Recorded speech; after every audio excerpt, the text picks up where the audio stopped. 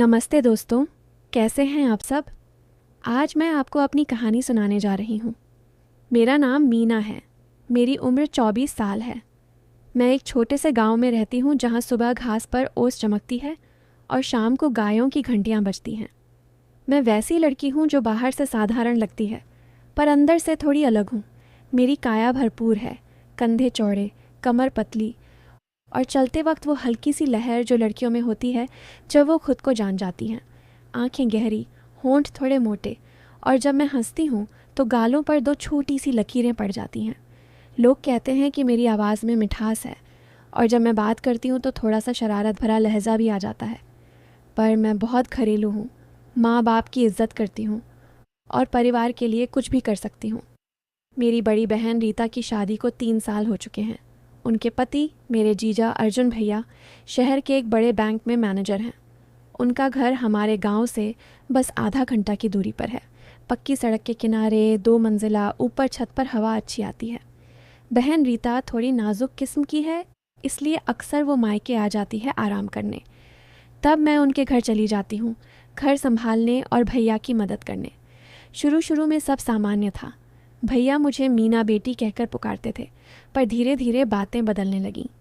जब मैं पहली बार लंबे समय के लिए उनके घर गई थी तब बहन मायके चली गई थी। भैया अकेले थे। मैं सुबह जल्दी उठकर चाय बनाती, नाश्ता तैयार करती। भैया ऑफिस से शाम को लौटते तो थके हुए होते। एक शाम की बात है, वो ऑफिस से लौटे थे। मैं छत पर कपड़े सुखा रही थी। नीचे से उनकी आवाज़ आई, मीना ऊपर आ रही है क्या? थोड़ी देर हवा खा ले। मैं नीचे उतरी। वो सोफे पर बैठे थे, टाई ढीली की हुई, शर्ट के ऊपर के 2 बटन खुले हुए। मैं उनके सामने बैठ गई। भैया, आज कितनी थकान लग रही है आपको? मैंने पूछा। उन्होंने मुस्कुराते हुए कहा, थकान तो रोज़ की है मीना, पर आज तो दिमाग भी थक गया है। बैंक में इतने केस आ रहे हैं कि कभी कभी लगता है शरीर तो तैयार है, पर अंदर से कुछ टाइट हो जाता है। उनकी बात में वो लहजा था जो मुझे अजीब सा लगा। मैंने हंसते हुए कहा, टाइट होने की बात तो मैं भी समझती हूँ भैया। कभी कभी घर के कामों में भी लगता है कि सब कुछ दबा हुआ है, फिर अचानक ढीला पड़ जाता है। हम दोनों हंस पड़े, पर मेरे मन में एक हल्की सी लहर दौड़ गई। उनकी नज़र मेरी ओर थोड़ी देर अटकी रही। मैंने साड़ी का पल्लू ठीक किया, पर जानबूझकर थोड़ा सा कंधा दिखा दिया। भैया ने नज़र हटाई और बोले, तुम्हारी हंसी अच्छी लगती है मीना, इससे थकान कुछ कम हो जाती है। उस रात हम दोनों रसोई में बैठकर खाना खा रहे थे। मैंने उनके लिए रोटी सेंकी, दाल बनाई। वो खाते खाते कहने लगे, मीना, तुम्हारे हाथों का स्वाद कुछ और ही है। रीता भी बनाती है, पर तुम में वो जादू है जो चीज़ों को गर्म और नरम दोनों कर देता है। मैंने शर्माते हुए कहा, भैया आप भी ना, बस थोड़ी सी मेहनत करती हूँ, पर हाँ कभी कभी लगता है कि गर्मी बढ़ जाए तो चीज़ें अच्छी तरह पक जाती हैं। उनकी आंखों में एक चमक आई। वो मेरी तरफ देखते रहे। मैंने नज़र झुका ली, पर मन में सोचा, ये क्या हो रहा है? भैया हैं, पर बातें ऐसी हो रही हैं जैसे कोई और ही मतलब निकल रहा हो। खाना ख़त्म होने के बाद हम छत पर चले गए। रात का समय था, गांव की रोशनियां दूर दूर दिख रही थीं। भैया ने एक सिगरेट सुलगाई। मुझे भी ऑफ़र किया। पियोगी? मैंने इनकार कर दिया। नहीं भैया, मैं तो बस आपके साथ बैठना चाहती हूँ। वो पास बैठ गए। उनकी बाँह मेरी बाँह से हल्के से छू गई। मैंने महसूस किया कि उनकी त्वचा गर्म थी। मीना, तुम बड़ी हो गई हो। पहले छोटी सी लगती थी, अब तो देखो पूरा घर संभाल लेती हो। उनकी आवाज़ धीमी थी। मैंने कहा, भैया आप भी तो मुझे हमेशा सहारा देते हो। जब भी कोई बात होती है आपका हाथ बढ़ा देते हो। वो मुस्कुराए। हाथ बढ़ाना तो मेरा काम है, पर कभी कभी लगता है कि रुकना भी चाहिए। उस रात मैं सो नहीं पाई। बिस्तर पर लेटे लेटे सोचती रही। भैया की वो नज़र, वो छुआन, वो बातें। लगता था जैसे कुछ होने वाला है, पर कुछ नहीं हुआ। सुबह मैंने उन्हें चाय दी। उन्होंने मेरे हाथ को हल्के से पकड़कर कहा, धन्यवाद मीना, तुम्हारे बिना ये घर सूना लगता है। मैंने शर्मा कर हाथ छुड़ा लिया, पर मन में एक अजीब सी खुशी थी। अगले कुछ दिन ऐसे ही बीते। भैया ऑफिस जाते, मैं घर के काम करती। एक दिन शाम को वो जल्दी आ गए। मैं बगीचे में फूलों को पानी दे रही थी। उन्होंने पीछे से आवाज़ दी, मीना आज क्या बना रही हो? मैं मुड़ी तो वो बहुत पास खड़े थे। उनकी शर्ट पसीने से भीगी हुई थी। भैया, आज आपकी पसंद की सब्ज़ी बना रही हूँ। उन्होंने झुककर फूलों को देखा। तुम्हारी उंगलियाँ कितनी नाजुक हैं, पर काम करने में कितनी मजबूत। कभी कभी लगता है कि ये उंगलियाँ किसी को भी पकड़ सकती हैं।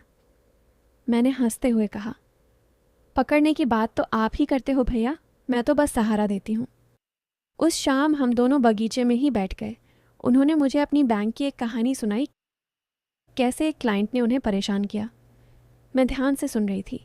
बीच में उन्होंने कहा, मीना, तुम्हें ये सब समझ में आता है? कभी कभी ज़िंदगी में ऐसे मोड़ आ जाते हैं जहाँ आगे बढ़ना मुश्किल लगता है, पर पीछे मुड़ना नामुमकिन। मैंने उनकी तरफ देखा। भैया, मैं तो हमेशा आपके साथ हूँ, आगे बढ़ने में मदद कर सकती हूँ। उनकी नज़र मेरी आंखों में गड़ गई। एक पल के लिए लगा जैसे वो कुछ कहने वाले हैं, पर फिर मुस्कुराकर बोले, तुम सच में अच्छी हो। धीरे धीरे दिन बीतते गए। बहन अभी भी मायके थी। मैंने भैया को घर के छोटे छोटे कामों में मदद करनी शुरू की। एक दिन उन्होंने मुझे अपना लैपटॉप सिखाया। मीना, तुम्हें थोड़ा ऑनलाइन काम सीख लेना चाहिए, गांव में रहकर भी कुछ कर सकती हो। हम दोनों उनके कमरे में बैठे थे। लैपटॉप पर वो मुझे कुछ स्क्रीन दिखा रहे थे। उनकी कुर्सी मेरी कुर्सी से सटी हुई थी। जब वो माउस पकड़ते तो उनकी उंगलियां मेरी उंगलियों पर पड़ जातीं। देखो, यहाँ क्लिक करना है, उन्होंने कहा। मैंने महसूस किया कि उनकी सांस मेरे गाल के पास थी। भैया, आप इतना पास आकर सिखा रहे हो तो अच्छे से समझ आ रहा है, मैंने धीरे से कहा। उन्होंने हंसकर कहा, पास आने में क्या बुराई है, सिखाने के लिए तो करीब होना पड़ता है। उस दिन हम लंबे समय तक बैठे रहे। बाहर अंधेरा हो गया था। भैया ने लाइट जलाई, पर कमरे में एक हल्की सी गर्मी थी। मैंने उन्हें पानी दिया। वो मेरे हाथ से गिलास लेते वक्त मेरी हथेली को थोड़ा सा दबा गए। मीना, तुम्हारी हथेली कितनी नरम है। मैंने नज़र झुका ली। मन में एक तूफान था। लग रहा था कि आज कुछ हो सकता है, पर कुछ नहीं हुआ। वो बस मुस्कुराए और बोले, अब सो जाओ, कल फिर से काम है। अगले दिन भैया ने मुझे गांव के बाहर एक पुरानी हवेली दिखाने ले गए। वो उनकी दादी की थी, अब खाली पड़ी थी। मीना, इस हवेली को देखकर लगता है कि पुरानी यादें अभी भी जीवित हैं। कभी कभी लगता है कि दीवारें भी कुछ छुपाए बैठी हैं। हम अंदर घूम रहे थे। अंधेरे कमरों में उनकी टॉर्च की रोशनी पड़ रही थी। एक कमरे में हम दोनों अकेले थे। वो मेरे बहुत पास खड़े हो गए। यहाँ हवा भी ठंडी है, पर दिल गर्म हो जाता है, उन्होंने कहा। मैंने हंसकर जवाब दिया, भैया, गर्मी तो अंदर से आती है ना, बाहर की हवा तो बस सहारा देती है। वापस घर आते वक्त गाड़ी में वो चुप थे। मैंने पूछा, भैया कुछ सोच रहे हो? उन्होंने कहा, हाँ मीना, सोच रहा हूँ कि ज़िंदगी कितनी अनोखी है। कभी कभी पास वाले ही सबसे दूर लगते हैं और दूर वाले सबसे करीब। मैंने कुछ नहीं कहा, बस उनकी तरफ देखती रही। घर पहुंचकर उन्होंने मुझे गले लगाया, सिर्फ भाई वाले गले, पर मेरे शरीर में एक करंट सा दौड़ गया। तुम अच्छी हो, उन्होंने कहा। दिन बीतते गए। बहन वापस आने वाली थी। मैंने भैया से पूछा, भैया, अब मैं चली जाऊं? उन्होंने कहा, नहीं मीना, थोड़े दिन और रहो, घर सूना लगेगा। मैं रुक गई। अब बातें और गहरी होने लगीं। एक शाम वो ऑफिस से लौटे तो बहुत खुश थे। मीना, आज प्रमोशन मिल गया है। मैंने खुशी से उन्हें गले लगाया। वो मुझे कसकर पकड़ कर रखे रहे। तुम्हारी वजह से ही सब अच्छा हो रहा है, उन्होंने कहा। मैंने महसूस किया कि उनकी छाती मेरी छाती से लगी हुई थी, पर फिर उन्होंने मुझे अलग किया और बोले, चलो आज बाहर खाना खाते हैं, बस घर के पास वाले ढाबे पर। ढाबे पर बैठकर हमने खाना ऑर्डर किया। वो मुझे अपनी ज़िंदगी की कहानी सुनाने लगे, कैसे उन्होंने मेहनत की, कैसे बहन से शादी की। मीना, तुम्हें भी ऐसी ही ज़िंदगी मिलनी चाहिए, कोई ऐसा जो तुम्हें समझे, तुम्हारी मदद करे। मैंने कहा, भैया, आप जैसा ही मिल जाए तो काफ़ी है। उनकी आंखों में एक चमक थी। मैं तो तुम्हारा जीजा हूँ। पर बातों में वो दो मतलब छिपा हुआ था। रात घर लौटकर हम छत पर बैठे। तारे चमक रहे थे। भैया ने कहा, मीना, कभी कभी लगता है कि रिश्ते नाम के होते हैं, पर असल में दिल के होते हैं। मैंने धीरे से पूछा, भैया, आप क्या कहना चाहते हो? वो हंसे। कुछ नहीं, बस तुम्हें अच्छा लगे। उस रात मैंने सोचा क्या भैया भी वही सोच रहे हैं जो मैं सोच रही हूँ, पर कुछ नहीं हुआ। धीरे धीरे महीने बीत गए। मैं अब उनके घर ज़्यादा समय बिताती थी। भैया मुझे अपनी बैंक की फाइलें दिखाते, मुझे सिखाते। कभी कभी हम रात भर बातें करते। उनकी बातों में हमेशा वो इशारा रहता, कुछ चीज़ें अंदर से गर्म होती हैं, पास आने पर सब साफ हो जाता है, रुकना मुश्किल होता है। मैं भी जवाब देती, भैया गर्मी सहन करने वाली हूँ, आपके पास आने से सब ठीक लगता है। पर हर बार, हर पल में जब लगता कि अब कुछ होगा, वो रुक जाते। बस एक मुस्कान, एक हल्का स्पर्श और बात खत्म। एक दिन बहन वापस आई। अब घर में तीनों थे, पर मेरी और भैया की बातें जारी रहीं, छुपकर, इशारों में। बहन को कुछ नहीं पता था। वो कहती, मीना तुम्हें भैया बहुत पसंद है ना? मैं हंसकर कहती, हाँ दीदी, भैया जैसे कोई नहीं। फिर एक दिन सब बदल गया।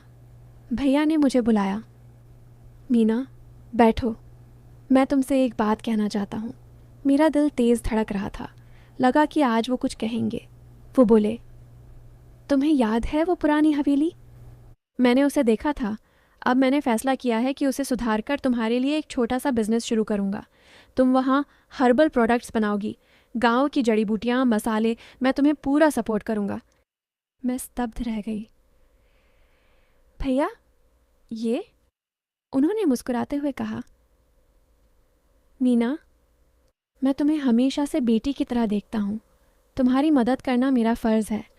वो सारी बातें, वो पास बैठना, वो छुअन, सब तुम्हें आत्मविश्वास देने के लिए था। मैं जानता था कि तुम्हें दम है, बस एक धक्का चाहिए। मैं कभी गलत नहीं सोच सकता। तुम मेरी साली हो, परिवार हो। मेरी आंखों में आंसू आ गए। सब कुछ जो मैंने सोचा था वो गलत था, पर सही था। भैया ने मुझे सिखाया था कि रिश्ते कितने प्यारे हो सकते हैं। उन्होंने मुझे हक किया, अब साफ साफ भाई वाला। अब तुम बड़ी हो गई हो मीना, अपना रास्ता खुद बनाओ। आज वो हवेली चल रही है, मैं अपना बिजनेस संभाल रही हूँ। भैया हर हफ्ते आते हैं, सलाह देते हैं। बहन खुश है। और मैं समझ गई हूँ कि ज़िंदगी में कुछ चीज़ें इशारों में ही अच्छी लगती हैं, पर असल में वो प्यार और सपोर्ट की कहानी होती है। जो लोग सोच रहे थे कि कुछ और होगा, उन्हें भी आखिर में ये कहानी अच्छी लगेगी, क्योंकि असल ज़िंदगी यही है, रुकना, समझना और आगे बढ़ना। ये थी मेरी कहानी। क्या आपने भी ऐसा कुछ महसूस किया है?